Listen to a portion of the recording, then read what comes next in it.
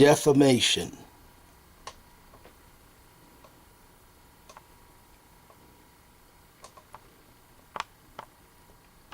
From its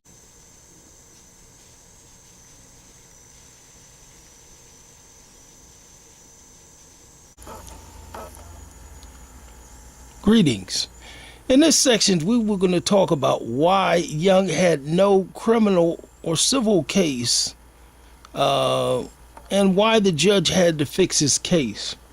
As we had stated, Young had filed a false complaint stating that she was harassed, that I was a terminated teacher, caused 5 children to urinate on us, ran up the hall, spoke to her in a harassing way, and most of all, she signed a sworn statement saying that her comments were true. But one of the central elements that shows, or pieces of evidence that shows that she was not harassed, was that the very document she signed, she stated that she received a 52-page complaint of harassment in terms of being mailed this complaint that weighed 52 pages, and that she was harassed by it. But the document and evidence shows that the postal receipts and documentation that I will show you will show that she never received a 52-page document. It will show the weight of the document that she received was 5 pages, not 52 pages, which the weight will be different in terms of the mail, in terms of the mailing. So she actually received a default judgment. She took the complaint that she was served at the school, put it in the same envelope, and went to the police and lied and stated that she was harassed. And I'm going to show you that evidence right now. When you look at the document and the place that it was signed, and if you go below that, you look that a large envelope was sent to that address and zone in Inglewood of 1.9 ounces. And you see the cost is $5.90. And under that you see a number, the number in which will later correspond to the envelope. Now this is the postal receipt of where this document was mailed from. There were actually 2 documents mailed. One was sent to Albany and one was sent to her in Inglewood, California.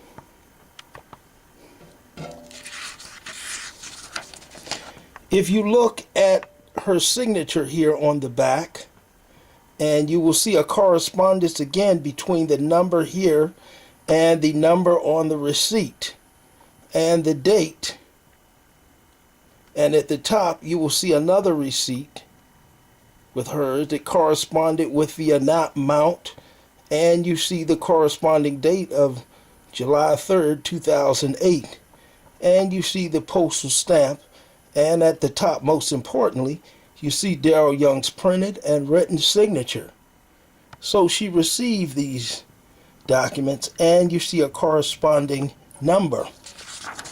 And last, we have the actual copy of the envelope, which also has that corresponding number, which had, again, the weight amount of 190.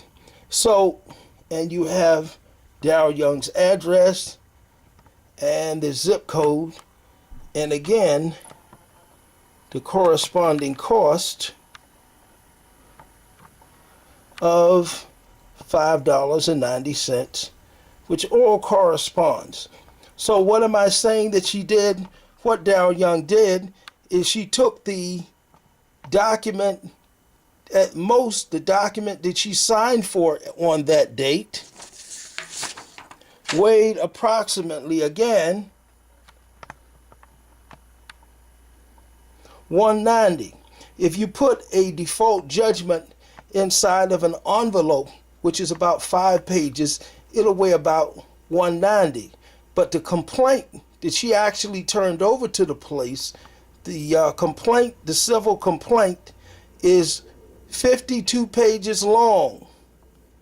So this 52-page document could not have been put in that envelope or mailed to her, which we just saw her signature with. When you look at the actual summons filed in Superior Court, you can see it was filed on June 3rd by Antonio Jenkins versus Darrell Young.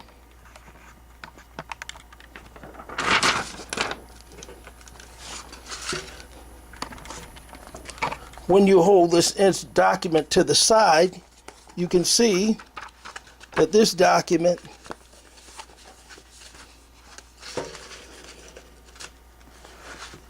this complaint is 52 pages long, well over the size of a document that she could have received in the mail. Here is a complaint from the front, and here is a complaint from the side. And you look at the number of pages that are here, and we look at the last page of verification at the bottom.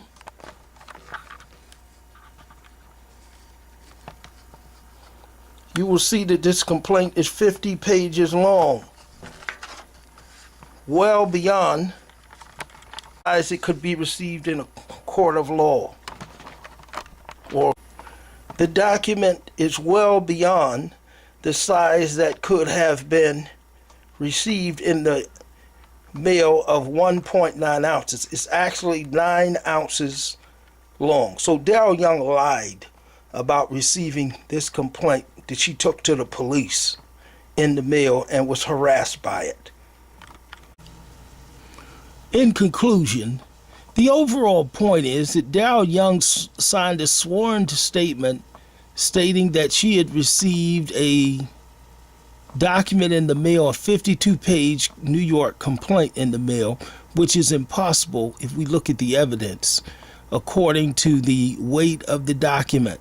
So she was never harassed. She lied about being harassed. She had no evidence to show that these issues of these children, never presented any evidence then up to this day. I was not a terminated teacher, and she could not show that she was harassed by the plaintiff. So the only person who could save her are the court judges. And it was the judges she had a burden under the law to show that the things that her sworn statements and those things in that police were true, and according to New Jersey law. And she had already agreed in terms of the signed statement. So the corruption comes in with the judges. The corruption came with the judges when the judges decided that they were going to fix this case so that Darrell Young would win the case. And it doesn't matter what their motives were. It's still fixing, it's still lying, it's still cheating, it's still an abuse of power. It's still a judge who is sending people to jail for committing fraud, and they're committing the same kind of fraud themselves. Now, just to conclude, let's talk about what's happened here. Darrell Young received that default judgment in the mail, and this is my version of what I believe that may have happened. She received this default judgment in New York that she was in default. And the way that she was going to try to get out of this case, because she's a very, in my opinion, crafty and underhanded lying person, she decided that what she would do is put it in the envelope, the document that she received, that she was served at the school, put the complaint in that document, go to the police, tell the New Jersey police that she believed that she was being served now, and that the complaint was false. And she believed it was false. It was so false that she went to the police. And she wanted the New Jersey courts and judges to help her get out of this, because she had already, as I said, taken the document and signed for it. And once she saw what it was, she's going to go to the police, say he was a terminated teacher, he was harassing her. She believed that the complaint she received was false, so that she could go back to New York and get out of her $1 million default judgment by using the New Jersey courts and the New Jersey police to do this. That's why she sat and she lied. And in the end, directly or indirectly, the New Jersey judges and courts did help her. Maybe they had a different motive to help her, but they did help her in this criminal act that she was committing, because she had no ability to prove any of those things.